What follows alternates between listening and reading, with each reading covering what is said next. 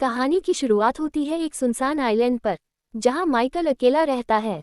उसके साथ उसका एक वफादार कुत्ता भी है जो हमेशा उसके पास बैठा रहता है। हर हफ्ते जैसी और उसके अंकल एक छोटी सी बोट से उसके लिए राशन और जरूरत का सामान लेकर आते हैं। लेकिन माइकल हमेशा उन दोनों से बचने की कोशिश करता है, उनकी तरफ देखता तक नहीं। पूरा दिन वह घर के अंदर बैठा शराब पीता रहता। अगले हफ्ते जैसी ने हिम्मत दिखाई। इस बार उसने सिर्फ खाना नहीं रखा बल्कि दरवाजे पर नॉक भी किया। माइकल ने गुस्से में दरवाजा खोला, खाना को पकड़ा और तुरंत दरवाजा बंद करने लगा।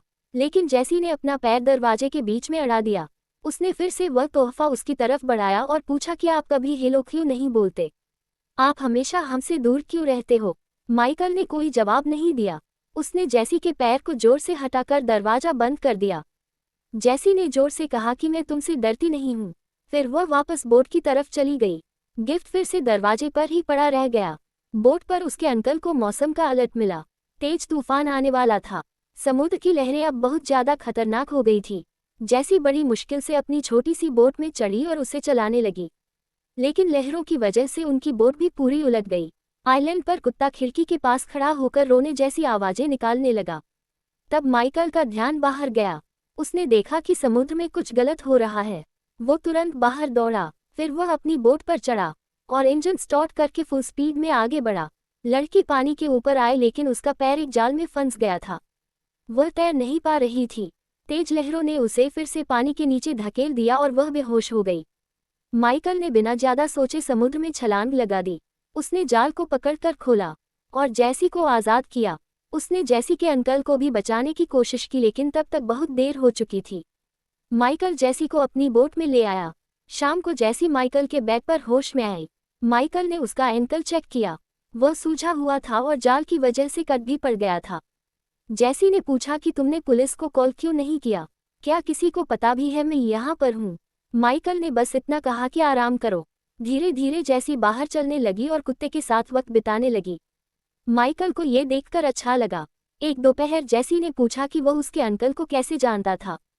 फिर जैसी ने कुत्ते का नाम पूछा लेकिन माइकल ने कहा कि उसका कोई नाम नहीं है। तो जैसी ने कुत्ते का नाम जैक रख दिया। माइकल ने ज्यादा ध्यान न देते हुए लड़की के पैर को फिर से देखा। पैर में इन्फेक्शन हो गया था, लेकिन उसने लड़की को हॉस्पिटल ले जाने से मना किया और कहा कि जरूरत की चीजें मैं खुद लेकर आऊंगा। अब माइकल बोट से मेनलैंड गया। उधर लंदन में एक गवर्नमेंट मीटिंग के दौरान मैनाफोर्ट नाम के एक आदमी को डांटा गया। उसने एक सर्वेलेंस प्रोग्राम चलाया था जिसका नाम है थिया। ये प्रोग्राम यूके के हर फोन और कैमरा से डाटा कलेक्ट करता था। मैनाफोर्ट ने बताया कि हमने बहुत सारे हमले रोके हैं, इससे बहुत सारे टेररिस्टों को पकड़ा है। बाद में वह प्राइम मिनिस्टर से मिला। प्राइम मिनिस्टर ने रिकॉर्डिंग बंद की और एक डील की। इसके लिए मैनाफोर्ट मान गया। उधर स्कॉटलैंड में माइकल फार्मेसी गया और कैमरा से बचने की पूरी कोशिश की। फिर बाहर निकलते वक्त कुछ लड़कियां सेल्फी ले रही थी और कैमरा में उसकी फोटो आ गई। ये फोटो जैसे ही थिया डेटाबेस में गई अलर्ट जारी हो गया। उसे एक बेहद खतरनाक टेररिस्ट के रूप में मार्क कर दिया गया। रोबर्टा ने तुरंत एक असॉल्ट टीम भेज दी। आइलैंड पर वापस जाकर माइकल ने जैसी के एंकल पर सही से पट्टियां बांधी। रात को खाना खाते वक्त माइकल ने बाहर एक आवाज सुनी। जब उसने दूरबीन से देखा तो एक बोट आइलैंड की तरफ आ रही थी। माइकल ने जैसी से कहा कि जल्दी से बाथरूम में खुद को बंद कर लो और आवाज मत करना। जिसके बाद जैसी चाकू लेकर बाथरूम में गई। माइकल भी एक ब्लेड लेकर बाहर गया। सोल्जर्स बोट से उतरकर घर की तरफ आए तो माइकल ने एक रस्सी काट दी। एक बड़ा सा पत्थर पहाड़ी से नीचे गिरा। फिर माइकल ने एक बहुत तेज लाइट ऑन कर दी। फौजियों ने नाइट विशन गगल्स पहने हुए थे तो वह थोड़ी देर के लिए अंधे हो गए। उन्होंने अपनी आंखों से वो नाइट विशन गगल्स हटाए और गोलियां चलाई। माइकल को भागता देखकर एक फौजी उसका पीछा करता हुआ पहाड़ी पर चढ़ा। माइकल ने पीछे से लालटेन तोड़कर उसके सर पर दे मारी और फ्लेयर गन से गोली चलाकर उसके शरीर में आग लगा दी। दूसरा फौजी ऊपर आया तो माइकल ने चाकू से उस पर वार करके उसे नीचे धकेल दिया। इसी बीच एक और फौजी घर के अंदर घुसा और जैक ने तुरंत उस पर झपटकर जोरदार हमला कर दिया। थोड़ी देर के बाद फौजी ने जैक को गोली मार दी और वह मौके पर ही मर गया। उसने आसानी से जैसी के हाथ से चाकू भी छीन लिया। उसने जैसी के दोनों हाथ पकड़े और जबरदस्ती उसे उठाकर बाहर ले गया। तभी अचानक से माइकल को जैसी की तेज चीख सुनाई दी। अब माइकल को क्लियर शॉट मिला तो उसने आखिरी फौजी को भी खत्म कर दिया। नजदीक से देखने पर माइकल को पता चला कि एक फौजी के कपड़ों पर छोटा कैमरा लगा हुआ है। वह सब कुछ रिकॉर्ड कर रहा था। माइकल ने उसका पूरा इक्विपमेंट उठाया। फिर माइकल और जैसी सोल्जर की बोट पर बैठे और आइलैंड को छोड़ दिया। कुछ ही वक्त में रॉबर्टा को पता चला कि उसकी टीम हार गई है। उसने तुरंत एक स्पेशल एजेंट को भेजने का ऑर्डर दिया। साथ ही अपनी टीम से कहा कि जैसी का बैकग्राउंड निकालो। सुबह तक माइकल और जैसी स्कॉटलैंड पहुंच गए थे। जैसी ने देखा कि माइकल के कपड़ों पर खून लगा है और उसका जख्म खुल गया था। दोनों शहर के बीच में चुपचाप घूमने लगे। उन्होंने कैमरा से बचने की कोशिश की और आखिरकार उन्हें एक गाड़ी दिखी जो इस्तेमाल की जा सकती है। अब माइकल ने जैसी को बंदूक चलाना सिखाया। उसने कहा कि गार्ड बनकर खड़ी रहना और ध्यान रखना। फिर वह सामने वाले घर के अंदर घुस गया। अंदर जाकर वह कार की चाबी ढूंढने लगा। इसी बीच रॉबर्टा की टीम का एक टेक्नीशियन बोला कि जो टेररिस्ट प्रोफाइल पहले दिखा था वह नकली है। किसी ने सिस्टम के अंदर यह प्रोग्राम किया था कि एक खास चेहरा कैमरे पर आए तो अलग दिखे। जब उसे कुछ गड़बड़ लगी तो टेक्नीशियन ने थोड़ी छानबीन की। अब स्क्रीन पर माइकल की असली प्रोफाइल आई। लिखा था कि वह तो एक लड़ाई में मारा गया। रॉबर्टा ने कहा कि कोई हमें अपने ही लोगों को मारने पर मजबूर कर रहा है। टेक्नीशियन ने उसकी मिशन फाइल खोलने की कोशिश की, लेकिन कंप्यूटर ने मैसेज दिया कि यह फाइल मौजूद ही नहीं है। तभी सिस्टम ने स्कॉटलैंड से 911 का एक कॉल पिक किया। एक लड़का रो रहा था ये कहते हुए कि उसके पापा को एक आदमी और लड़की ने पकड़ लिया है। रॉबर्टा ने तुरंत नई टीम भेजी और साथ में पहले वाले एजेंट को भी भेजा। उधर मैनाफोर्ट अपने सॉफ्टवेयर से सब कुछ देख रहा था। उसने रिकॉर्डिंग चेक की और शॉक हो गया कि माइकल जिंदा है।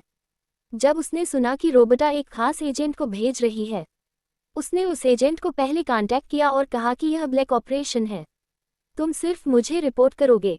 एजेंट वर्कमैन पहले से उसका वफादार है तो वो तुरंत मान गया। एनाफोर्ड ने ऑर्डर दिया कि माइकल और जैसी दोनों को मार दो। घर के मालिक ने माइकल के घाव को बंद किया। वो वहां से निकलना चाहता था लेकिन पुलिस ने बिल्डिंग को घेर लिया। पुलिस को ऑर्डर था कि वह हमला ना करें, लेकिन जैसे ही ओनर दरवाजा खोलने भागा, वॉकमैन ने सीधा उसके सर में गोली दाग दी। माइकल ने सही वक्त पर लड़के को रोक लिया वरना वह भी मारा जाता। वॉकमैन ने पुलिस की गाड़ियों पर लगातार गोलियां चलाकर उन्हें तोड़ दिया। वहीं माइकल और जैसी पीछे के दरवाजे से भागने लगे, लेकिन तभी दो पुलिस वाले सामने आ गए। माइकल अकेला दोनों से भिड़ गया और कुछ ही सेकंडों में दोनों को बेहोश कर दिया। अब दोनों पुलिस की गाड़ी में बैठकर भागने लगे। रॉबर्टा कैमरास पर सब कुछ देख रही है। उसने वर्कमैन को कॉल करने की कोशिश की, लेकिन उसने अपने कम्युनिकेशन डिवाइस बंद कर दिए थे। वर्कमैन पुलिस कार का पीछा करने लगा। जंगल के रास्ते दोनों गाड़ियां चलती रही। जैसे ही वर्कमैन आगे निकला, माइकल ने उसकी गाड़ी को जोर से साइड से मारा जिससे गाड़ी पलटकर गिर पड़ी। फिर वो और जैसी वहां से निकल गए। कुछ मीलों बाद उन्हें एक कंस्ट्रक्शन साइट मिला। माइकल ने कहा कि अब गाड़ी बदलनी पड़ेगी। उधर जंगल में वर्कमैन अभी भी जिंदा है। वह धीरे धीरे रोड पर चलने लगा। ऑफिस में रॉबर्टा ने मैनाफोर्ड को कॉल किया और पूछा कि क्या तुम माइकल को जानते हो। मैनाफोर्ड ने बताया कि सालों पहले उसने एक सीक्रेट प्रोग्राम चलाया था जिसका नाम था ब्लैक काइट्स। ये बेहद खतरनाक एजेंट्स थे जो सीक्रेट मिशन करते थे बिना किसी गवर्नमेंट रिकॉर्ड के। माइकल उन्हीं एजेंट्स में से एक है और बहुत ज़्यादा टैलेंटेड भी। एक दिन उसे एक दूसरे देश में इंटेलिजेंस ऑफिसर को मारने भेजा गया, लेकिन उसने अपनी रिपोर्ट झूठी लिखी और गायब हो गया। मैनाफोर्ड को शक था कि शायद माइकल दुश्मनों के साथ मिल गया था। उसने रॉबर्टा से कहा कि अपनी पूरी ताकत इस्तेमाल करो उसे रोकने के लिए। बाद में रॉबर्टा ने टेक्नीशियन से ब्लैक काइट सिस्टम को हैक करवाया। उसने देखा कि माइकल ने एक ईरानियन साइंटिस्ट को भागने में मदद की थी। साइंटिस्ट ने उन्हें न्यूक्लियर प्रोग्राम की सारी जानकारी दे दी और ये था कि उसे मार दो, लेकिन माइकल ने अपनी बात से फिरना सही नहीं समझा। जब रॉबर्टा फाइल्स पढ़ रही थी तो मैनाफोर्ड सिक्योरिटी कैमरा से उस पर भी नजर रखे हुए था। सब कुछ और ज्यादा खतरनाक हो गया था। थोड़ी देर सफर करने के बाद दोनों अगले शहर पहुंच गए। वहां पहुंचकर दोनों ने अपने सिर झुका लिए और सीधा चलने लगे ताकि सिक्योरिटी कैमरा उनके चेहरे को रिकॉर्ड ना कर सके। लेकिन तभी एक कार वहां से गुजरी जिसके अंदर डैश कैम लगा हुआ था और उस कैमरे में उनका चेहरा कैप्चर हो गया।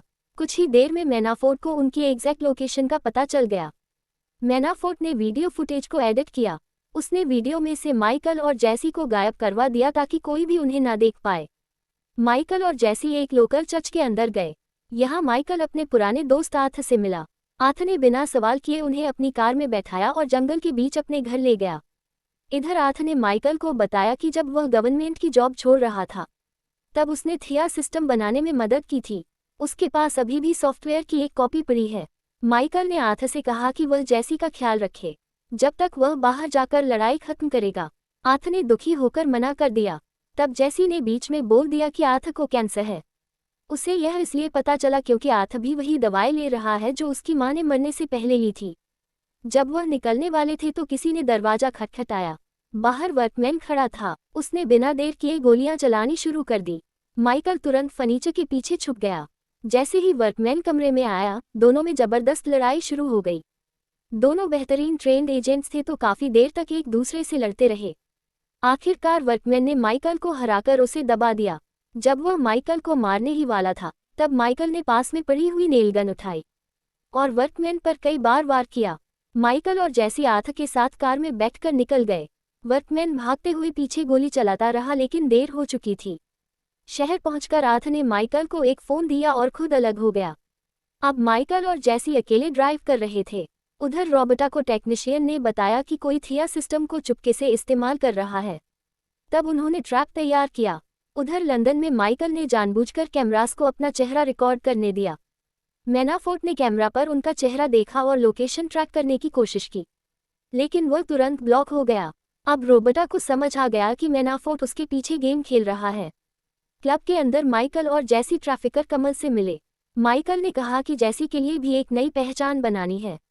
अब कमल के पास उनकी मदद करने के अलावा कोई दूसरा ऑप्शन नहीं था। थोड़ी देर में पेपर रेडी हो गए। बोट 30 मिनट में निकलने वाली है। दोनों क्लब से निकलने लगे लेकिन मैनाफोर्ट की टीम वहां पहुंच चुकी थी। वहां एजेंट्स ने उसे घेर कर पीटना शुरू कर दिया। जैसी मदद करने आए लेकिन एक आदमी ने उसे गिरा दिया। माइकल ने तुरंत उस आदमी को गोली मारी और अब क्राउड पैनिक में भागने लगा। हंगामे में एक एजेंट ने मौका पाकर जैसी को किडनैप कर लिया। उधर माइकल ने आथ को फोन किया। आथ सिक्योरिटी कैमरा से किडनैपर को फॉलो कर रहा था और वह लगातार बता रहा था कि किस तरफ जाना है। जैसे ही जैसी को एक वैन के पीछे फेंका गया, उसी वक्त रॉबर्टा की टीम भी पहुंच गई और रोड को ब्लॉक कर दिया। माइकल को लगा कि वह भी दुश्मन है। उसने कुछ फौजियों को पीटकर रास्ता खोला और भागता रहा। वैन मिलते ही मैनाफोर्ट के एजेंट्स ने उसे घेर लिया। माइकल ने एक एक करके सबको गिरा दिया और जैसी तक पहुंच गया। तभी वर्कमैन वहां आया लेकिन तब तक दोनों ने एक बाइक चुरा ली और भाग गए। समुद्र के किनारे बने प्लेटफॉर्म पर जैसी रो रही थी। वो माइकल के बिना नहीं जाना चाहती। तभी अचानक गोली की आवाज आई। माइकल ने जैसी को बोट पर धक्का दिया और उसे सेफली वहां से निकाल दिया। इसके बाद माइकल और वर्कमैन ने एक दूसरे पर गोलियां चलाई। फिर दोनों अपने हाथों से लड़ने लगे। पाइप और चेन से अटैक किया। आखिर में उसने चैन को पाइप पर लपेटकर वर्कमैन के सर पर जोरदार वार किए और उसे मार डाला। कुछ समय बाद अपने बड़े घर में मैनाफोर्ट ने खिड़की से बाहर देखा। 2 गार्ड जमीन पर मरे पड़े थे। जब वह मुड़ा तो माइकल कमरे में खड़ा था। दोनों ब्लैक काइट प्रोजेक्ट पर बहस करने लगे। आखिर में माइकल ने सीधी गोली उसके सर में दाग दी और फिल्म यहीं पर खत्म हो गई। मिलते हैं अगली वीडियो में।